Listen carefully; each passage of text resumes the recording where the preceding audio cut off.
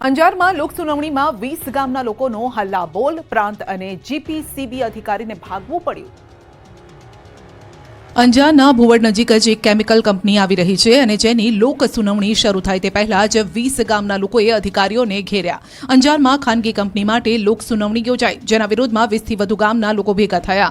ભુવડ, ખેડોઈ અને આસપાસના ગામના રહેવાસીઓએ આ કેમિકલ કંપનીનો વિરોધ કર્યો। લોકોએ મોટી સંખ્યામાં એકત્રિત થઈને લોક સુનાવણીનો વિરોધ કર્યો। લોક સુનાવણી રદ કરવાની માંગ સાથે સ્થાનિકોએ હલ્લાબોલ કર્યો। વિરોધ વચ્ચે પણ પ્રાંત અધિકારી ટસનામસ ન થયા અને સુનાવણી રદ ન કરતા લોકો વધુ ભડક્યા। સ્થાનિકોએ સુનાવણી સ્થળે જ ધરણા શરૂ કર્યા। અંદાજિત 700 થી 800 લોકોએ ઉગ્ર વિરોધ પ્રદર્શન કરતા પ્રાંત અધિકારી અને જીપીસીબી અધિકારીને પરસેવો છૂટી ગયો। લોકોને સાંભળ્યા વગર લોક સુનાવણી પૂર્ણ જાહેર કરી અંજાર પ્રાંત અને જીપીસીબી અધિકારીએ ચાલતી પકડી। નોંધનીય છે કે અંજારના ભુવડ પાસે કેમિકલ ઉપરાંત સ્ટોરેજ કંપની આવી રહી છે। ગ્રામજનોએ આ કંપની સામે વિરોધ વ્યક્ત કરી લડત કરવાની તૈયારી બતાવી છે। ગામ નજીક આવતી કેમિકલ કંપનીથી માનવ વસાહત પાસે જ હોવાથી વ્યાપક નુકસાન થશે તેવો ભય છે। 3 થી 4 તળાવો જે આ ગામની જીવાદોરી છે તે પણ દૂષિત થશે। 3000 થી વધુ પશુધનને નુકસાન થશે। આ વિસ્તારમાં બાગાયતી અને ખેતીના પાકોમાં પણ વ્યાપક નુકસાન થશે તેવો લોકોને ડર છે। વડોદરામાં મચ્છી માર્કેટને પાલિકાએ સીલ માર્યો। લાયસન્સ ફી ન ભરતા 8 લાખની વસૂલાત માટે કાર્યવાહી।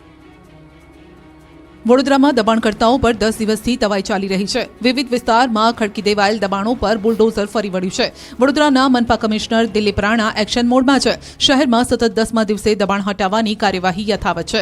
ગુરુવારે પિરામિતા રોડ પર આવેલું ફિશ માર્કેટ સીલ કરાયું। રાવપુરા પોલીસના ચુસ્ત બંદોબસ્ત સાથે ફિશ માર્કેટ સીલ કરવામાં આવ્યું। અનેક નોટિસ બાદ પણ પરવાના ફી ન ભરતા ફિશ માર્કેટ સીલ કરાયું। છેલ્લા 5 વર્ષથી વધુ સમયથી નોટિસ આપ્યા છતાં પણ કોઈ કાર્યવાહી કે પછી ફી નહોતી ભરવામાં આવતી, જેથી વડોદરા કોર્પોરેશનની માર્કેટ શાખા અને દબાણ શાખાની સંયુક્ત કાર્યવાહી અહીં ચાલી। શહેરના રાજમહેલ રોડ ઉપર પિરામિતા પોળની અંદર આવેલા મચ્છી માર્કેટના વેપારીઓ દ્વારા 8 લાખ ભાડું અને લાયસન્સ ફી ન ભરવામાં આવતા સીલ કરાયું છે। પાલિકા દ્વારા પિરામિતા રોડ પાસે મચ્છી માર્કેટ બનાવવામાં આવ્યું હતું। માર્કેટમાં 10 વેપારીઓ મચ્છીનો વ્યવસાય કરે છે। પાલિકા દ્વારા વાર્ષિક ₹5000 ભાડેથી માર્કેટમાં ઓટલા આપવામાં આવ્યા, પરંતુ આ વેપારીઓ દ્વારા ભાડું અને લાયસન્સ ફી નિયમિત ભરવામાં નહોતી આવતી। મચ્છી માર્કેટને સીલ કરવામાં આવતા ચકચાર મચી ગઈ છે। બીજી બાજુ વેપારીઓએ બાકી રકમ ભરવા માટે દોડધામ કરી છે। શેરડી પકવતા ગીર સોમનાથના ખેડૂતો માટે ખુશીના સમાચાર। વર્ષો બાદ શરૂ થશે કોડીનાર તાલાલાની સુગર મિલ। ગીર સોમનાથના ખેડૂતો માટે આનંદના સમાચાર। શેરડી પકવતા ખેડૂતો માટે જીવાદોરી સમાન કોડીનાર અને તાલાલાની 2 બંધ શુગર મિલ ફરી શરૂ થશે। સરકારી company Indian Potash Limited sugar mill શરૂ કરવાની તારીખ જાહેર કરી। વર્ષોથી બંધ શેરડીની બંને મિલો ફરી શરૂ થવાથી ખેડૂતોને મોટો ફાયદો થશે। હવે કોડીનાર અને તાલાલા શુગર મિલ ઓક્ટોબર-નવેમ્બર 2025માં શરૂ કરવાનું એલાન કરાયું છે। ખેડૂતોને કેન્દ્ર સરકારની લઘુત્તમ ભાવની નીતિ મુજબ સારા ભાવ આપવામાં આવશે। શેરડીની ખરીદી કરતી શુગર મિલો શરૂ થવાથી જાહેરાતના પંથકમાં ખેડૂતોએ સરકારનો આભાર માન્યો। તાલાળા અને કોડીનાર શુગર મિલ 30 વર્ષના પટ્ટે ચલાવવા ઠરાવ થયો છે। ઇન્ડિયન પોટાશ લિમિટેડ દ્વારા આ ખાંડ ફેક્ટરીમાં ઇથેનોલ બનાવાશે, જેને લઈ ખેડૂતોને શેરડીના ભાવ પણ હવે ઊંચા મળશે। મહત્વનું છે કે ભૂતકાળમાં કોડીનાર પંથકમાં શેરડી મુખ્ય પાક હતો। વિપુલ પ્રમાણમાં શેરડીનું ઉત્પાદન થતું હતું અને શુગર મિલ બંધ થતાં ધીરે ધીરે શેરડીના વાવેતરમાં ઉત્તરોત્તર ઘટાડો થયો। શુગર ફેક્ટરી બંધ રહેતા 78 જેટલા ગ્રામ્ય વિસ્તારના 12000 જેટલા સભાસદો, ખેડૂતો અને તાલુકાના વેપારીઓને દર વર્ષે અંદાજે 200 કરોડ જેટલા ટર્નઓવરનું નુકસાન થયું। પરંતુ હવે ફરી કોડીનાર અને તાલાલાના દિવસો આવશે। શુગર મિલો ખેડૂતોનું સંકટ દૂર કરશે। રાજકોટમાં ભર શિયાળે રોડ પર વહી નદીઓ। પહેલી નજરે રોડ પર વહેતી નદીના આ દ્રશ્યો નિહાળી તમને લાગશે કે ચોમાસા સમયની તસવીર છે, પણ રાજકોટમાં ભર શિયાળે રોડ પર પાણીનો ધસમસતો પ્રવાહ વહ્યો। રાજકોટ મહાનગરપાલિકાની બેદરકારીના કારણે રાજકોટના વગડ ચોકડી પાસે તળાવ બની ગયું। રાજકોટ શહેરમાં ભર શિયાળે ચોમાસા જેવો માહોલ હોય તે પ્રકારના દ્રશ્યો જોવા મળ્યા। રાજકોટ શહેરની વગડ ચોકડી પર પાણીની પાઇપલાઇનમાં ભંગાણ સર્જાવાથી ચોમાસા જેવા દ્રશ્યો સર્જાયા। વગડ ચોકડી પાસે પાણીની પાઇપલાઇન તૂટતા 1000 લીટર પાણીનો વેડફાટ થયો હોવાનું જાણવા મળ્યું।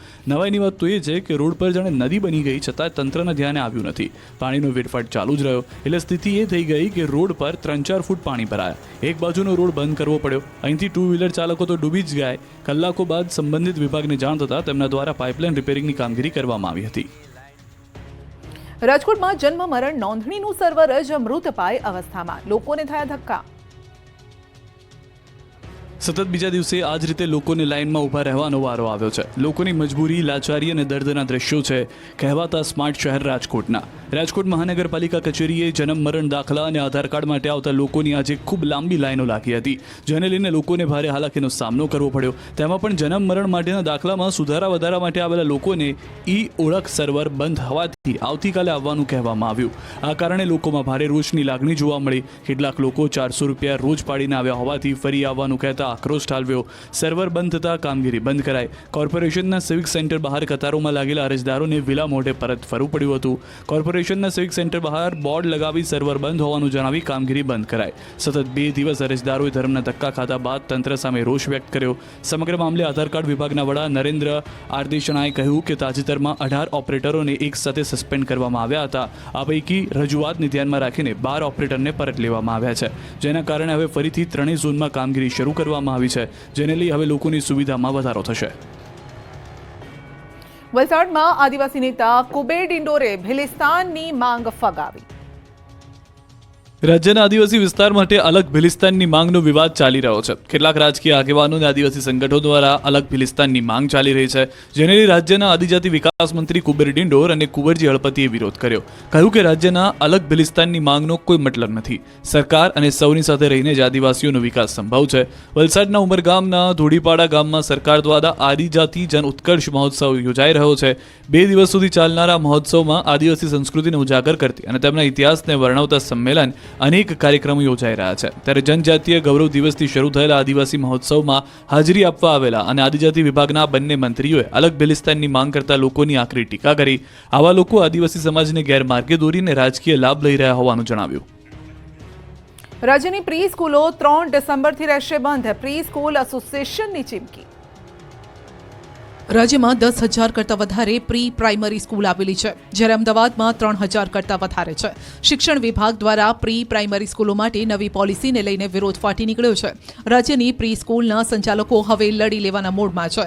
વિવિધ માંગ નહીં સ્વીકારાતા પ્રી સ્કૂલના સંચાલકોએ આંદોલનનો માર્ગ અપનાવ્યો છે. આગામી 3 ડિસેમ્બરે રાજ્યની તમામ પ્રી સ્કૂલ બંધ રાખવાનું એલાન કર્યું. તમામ પ્રી સ્કૂલના સંચાલકો ગાંધીનગર એકઠા થશે. ભાડા કરાર, બીયુ પરમિશન સહિતના અલગ અલગ મુદ્દાઓ મામલે તેઓ પ્રશ્નોનું નિરાકરણ ઈચ્છી રહ્યા છે.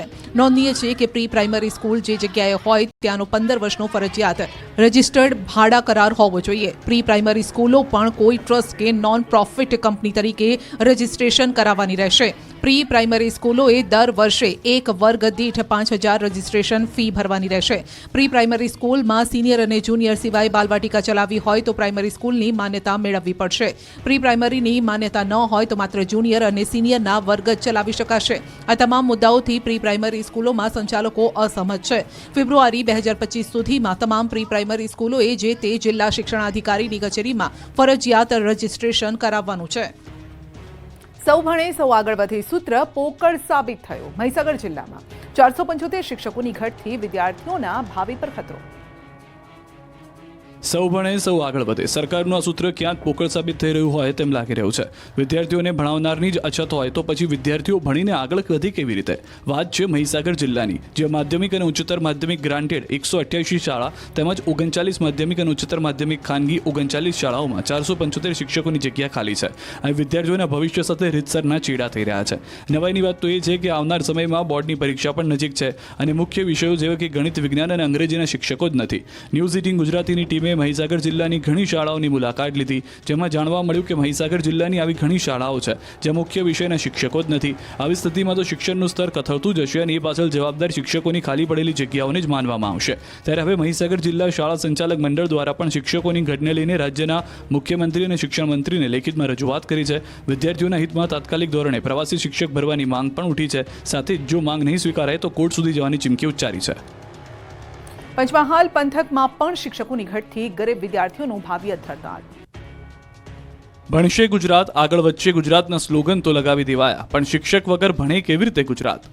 વાત છે પંચમહાલ પંથકની. અહીં ગામડાઓમાં શાળા છે, શાળામાં બાળકો ભણવા પણ આવે છે, પરંતુ ખાટલે મોટી ખોટ એ છે કે બાળકોને પાયાનું શિક્ષણ આપનાર શિક્ષકો જ નથી. પંચમહાલ પંથકની શાળાઓમાં મુખ્ય વિષયોના શિક્ષકો જ નથી. પંચમહાલ જિલ્લામાં 218 ગ્રાન્ટેડ માધ્યમિક અને ઉચ્ચતર માધ્યમિક શાળાઓ અને 17 સરકારી ઉચ્ચતર માધ્યમિક અને માધ્યમિક શાળાઓ આવેલી છે. આ શાળાઓમાં હાલના તબક્કે 531 શિક્ષકોની ઘટ છે. પરિણામે વિદ્યાર્થીઓના ભવિષ્ય પર જોખમ તોળાતું હોય તેવી સ્થિતિનું નિર્માણ થયું છે. અહીં વાત ફક્ત શિક્ષકો શિક્ષકોની જ નથી. શાળાઓમાં ક્લાર્કની ભરતી ન કરાતા આચાર્ય ક્લાર્કનું કામ કરવા મજબૂર બન્યા છે. ગ્રામ્ય વિસ્તારના લોકો મોંઘી દાટ ફી આપી ખાનગી શાળામાં તેમના બાળકોને ભણાવી શકે તેવી સ્થિતિમાં નથી, જેથી તેઓ પોતાના બાળકોને સરકારી શાળામાં મોકલતા હોય છે. ત્યારે હવે અખિલ ભારતીય શૈક્ષિક મહાસંઘ ગુજરાત દ્વારા રાજ્યના શિક્ષણ મંત્રીને લેખિતમાં રજૂઆત કરી ગ્રાન્ટેડ શાળાઓમાં પૂરતા શિક્ષકોની ભરતી કરવામાં આવે તેવી માંગણી કરી છે. છોટાઉદેપુર પાલિકાના પાપે 1.17 કરોડ પાણીમાં શોપિંગ સેન્ટર બન્યું અસામાજિક તત્વોનું સેન્ટર.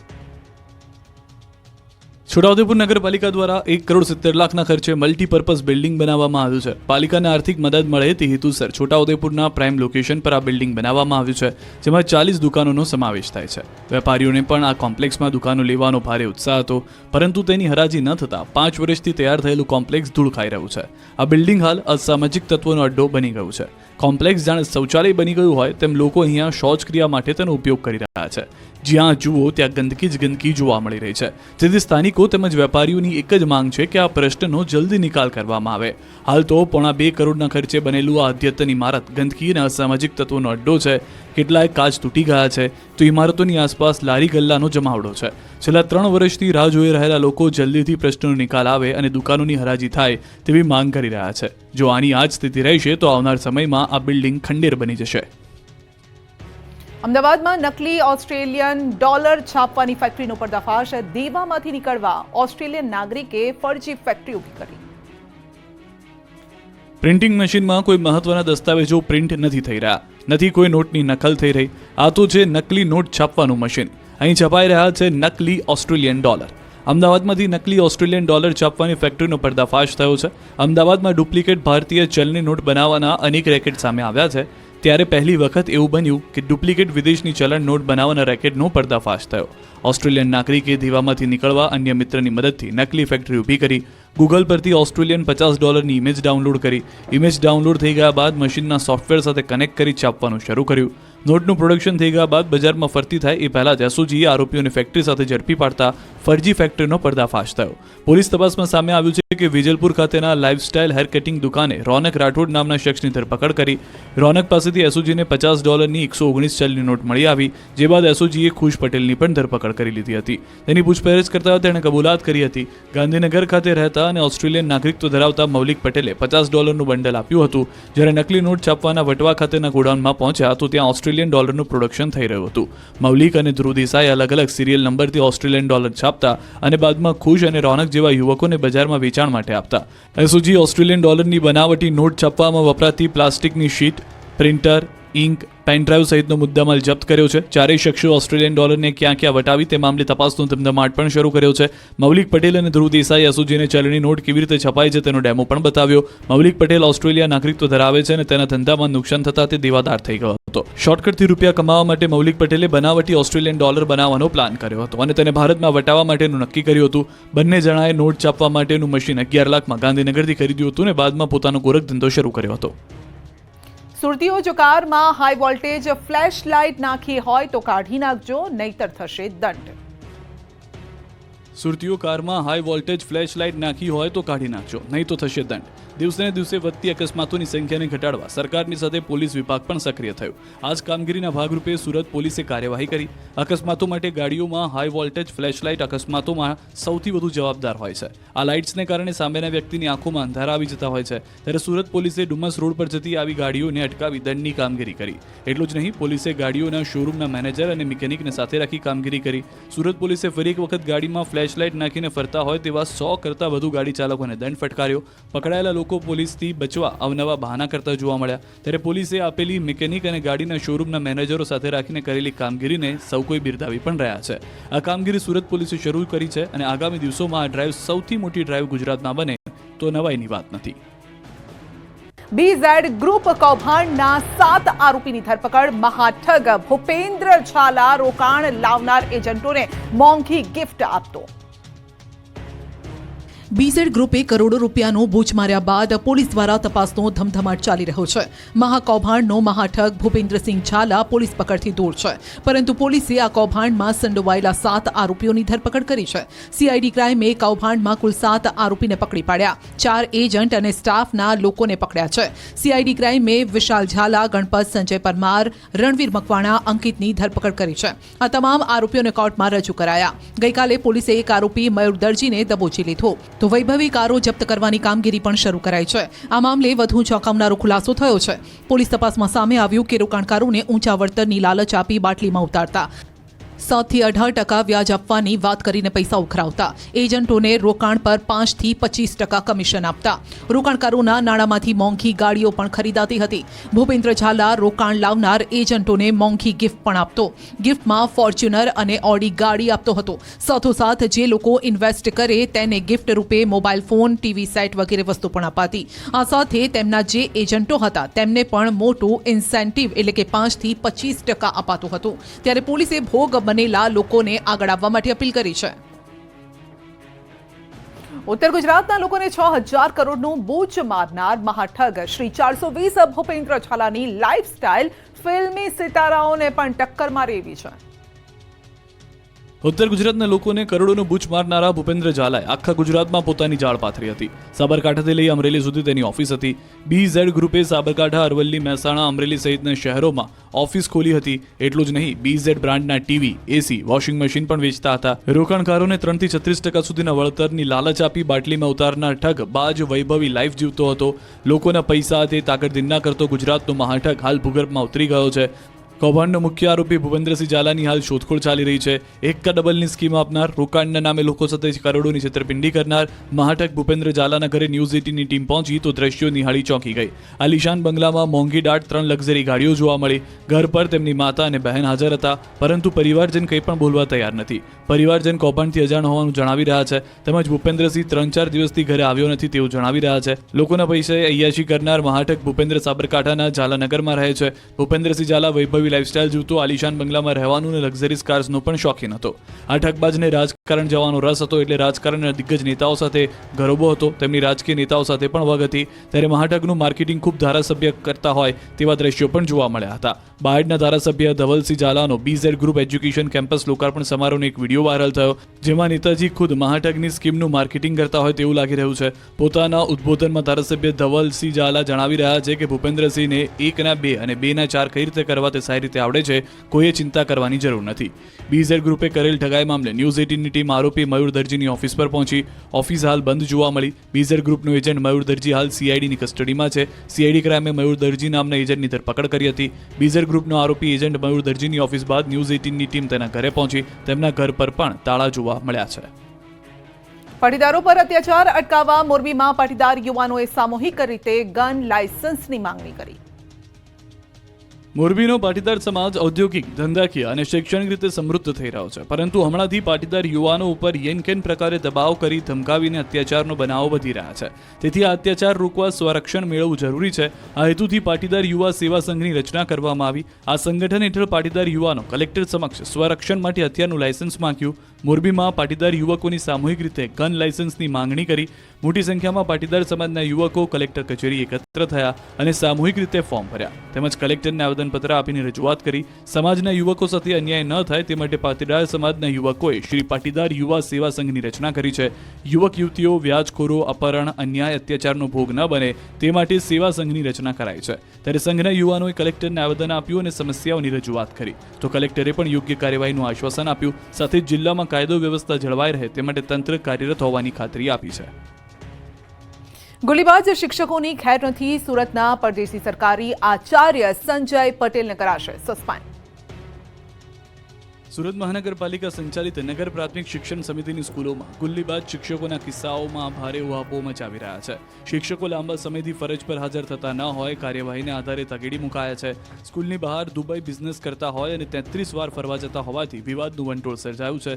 સમગ્ર પ્રકરણમાં આચાર્ય ખુદ અપહરણની ફરિયાદ કરવા જતા ભેરવાયા હોવાનો ઘટસ્ફોટ થયો છે. સમિતિએ સમગ્ર પ્રકરણમાં શોકોઝ નોટિસ ફટકારી હતી. તેમ છતાં આચાર્ય ખુલાસો કરવા હાજર થયા ન હતા. હાલ તપાસ ચાલી રહી છે. ત્યારે આ મામલે શિક્ષણ રાજ્યમંત્રી પ્રફુલ પાનસેરિયા આચાર્યને તાત્કાલિક સસ્પેન્ડ કરવા આદેશ આપ્યા છે. આ સાથે જ ECBમાં પણ કેસ કરવામાં આવશે.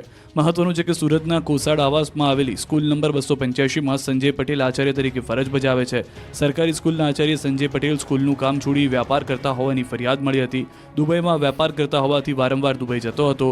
વર્ષ 2023માં 33 વખત દુબઈ પ્રવાસ કર્યો હતો. આચાર્યને અપહરણકારોએ ઢોરમાર માર્યો હોવાની પોલીસ ફરિયાદ બાદ આખો કેસ સામે આવી ગયો હતો. નોટિસ આપતા અકસ્માતનું બહાનું કાઢીને હાલ આચાર્ય મેડિકલની લીવ લઈ ઉતરી ગયા છે. સંજય પટેલે અમદાવાદ ફરિયાદ આપ્યા બાદ દુબઈ પ્રવાસનો ભાંડો ફૂટ્યો છે. કેસમાં અમદાવાદ મણિનગરના ઓફિસ ધરાવતા શખ્સે નિકોલના વ્યક્તિ સાથે મળી આચાર્ય સંજય પટેલની ઓળખાણ મારફતે દુબઈમાં રહેતા અને એક વ્યક્તિને ઉછીના 3.5 કરોડ અપાવ્યા હતા. સમયસર પૈસા પરત ન કરતા શખ્સોએ સંજય પટેલને મણિનગર બોલાવી અને ત્યારબાદ સ્થળ પર ગોંધી રાખી માર માર્યો. ત્યારે હાલ તો આચાર્ય અકસ્માતનું બહાનું કાઢી મેડિકલ લીવ પર ઉતરી ગયા છે. સુરત તેમજ અન્ય જિલ્લાના શિક્ષકો 3 મહિના કે 6 મહિનાથી વધુમાં વધુ રજા પર રહી વિદેશમાં કે અન્ય જગ્યાએ બિઝનેસ અથવા નોકરી કરી રહ્યા હોય એવા 2 શિક્ષકો છે. તેની સામે પણ કાર્યવાહી થશે. અંજારમાં લોકસુનાવણીમાં 20 ગામના લોકોનો હલ્લાબોલ. પ્રાંત અને જીપીસીબી અધિકારીને ભાગવું પડ્યું. અંજારના ભુવડ નજીક જ એક કેમિકલ કંપની આવી રહી છે અને જેની લોક સુનાવણી શરૂ થાય તે પહેલા જ 20 ગામના લોકોએ અધિકારીઓને ઘેર્યા. અંજારમાં ખાનગી કંપની માટે લોક સુનાવણી યોજાઈ, જેના વિરોધમાં 20થી વધુ ગામના લોકો ભેગા થયા. ભુવડ, ખેડોઈ અને આસપાસના ગામના રહેવાસીઓએ આ કેમિકલ કંપનીનો વિરોધ કર્યો.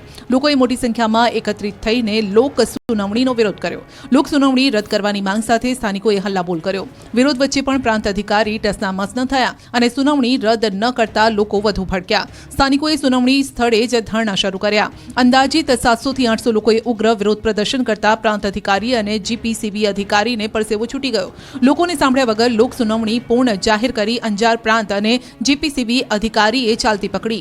નોંધનીય છે કે અંજારના ભુવડ પાસે કેમિકલ ઉપરાંત સ્ટોરેજ કંપની આવી રહી છે. ગ્રામજનોએ આ કંપની સામે વિરોધ વ્યક્ત કરી લડત કરવાની તૈયારી બતાવી છે. ગામ નજીક આવતી કેમિકલ કંપનીથી માનવ વસાહત પાસે જ હોવાથી વ્યાપક નુકસાન થશે તેવો ભય છે. 3 થી 4 તળાવો જે આ ગામની જીવાદોરી છે તે પણ દૂષિત થશે. 3000 થી વધુ પશુધનને નુકસાન થશે. આ વિસ્તારમાં બાગાયતી અને ખેતીના પાકોમાં પણ વ્યાપક નુકસાન થશે તેવો લોકોને ડર છે. વડોદરામાં મચ્છી માર્કેટને પાલિકાએ સીલ માર્યો. લાયસન્સ ફી ન ભરતા 8 લાખની વસૂલાત માટે કાર્યવાહી. વડોદરામાં દબાણકર્તાઓ પર 10 દિવસથી તવાઈ ચાલી રહી છે. વિવિધ વિસ્તારમાં ખડકી દેવાયેલ દબાણો પર બુલડોઝર ફરી વળ્યું છે. વડોદરાના મનપા કમિશનર દિલીપ રાણા એક્શન મોડમાં છે. શહેરમાં સતત 10મા દિવસે દબાણ હટાવવાની કાર્યવાહી યથાવત છે. ગુરુવારે પિરામિતા રોડ પર આવેલું ફિશ માર્કેટ સીલ કરાયું. રાવપુરા પોલીસના ચુસ્ત બંદોબસ્ત સાથે ફિશ માર્કેટ સીલ કરવામાં આવ્યું. અનેક નોટિસ બાદ પણ પરવાના ફી ન ભરતા ફિશ માર્કેટ સીલ કરાયું. છેલ્લા 5 વર્ષથી વધુ સમયથી નોટિસ આપ્યા છતાં પણ કોઈ કાર્યવાહી કે પછી ફી નહોતી ભરવામાં આવતી, જેથી વડોદરા કોર્પોરેશનની માર્કેટ શાખા અને દબાણ શાખાની સંયુક્ત કાર્યવાહી અહીં ચાલી. શહેરના રાજમહેલ રોડ ઉપર પિરામિતા પોળની અંદર આવેલા મચ્છી માર્કેટના વેપારીઓ દ્વારા 8 લાખ ભાડું અને લાયસન્સ ફી ન ભરવામાં આવતા સીલ કરાયું છે. પાલિકા દ્વારા પિરામિતા રોડ પાસે મચ્છી માર્કેટ બનાવવામાં આવ્યું હતું. માર્કેટમાં 10 વેપારીઓ મચ્છીનો વ્યવસાય કરે છે. પાલિકા દ્વારા વાર્ષિક ₹5000 ભાડેથી માર્કેટમાં ઓટલા આપવામાં આવ્યા, પરંતુ આ વેપારીઓ દ્વારા ભાડું અને લાયસન્સ ફી નિયમિત ભરવામાં નહોતી આવતી. મચ્છી માર્કેટને સીલ કરવામાં આવતા ચકચાર મચી ગઈ છે.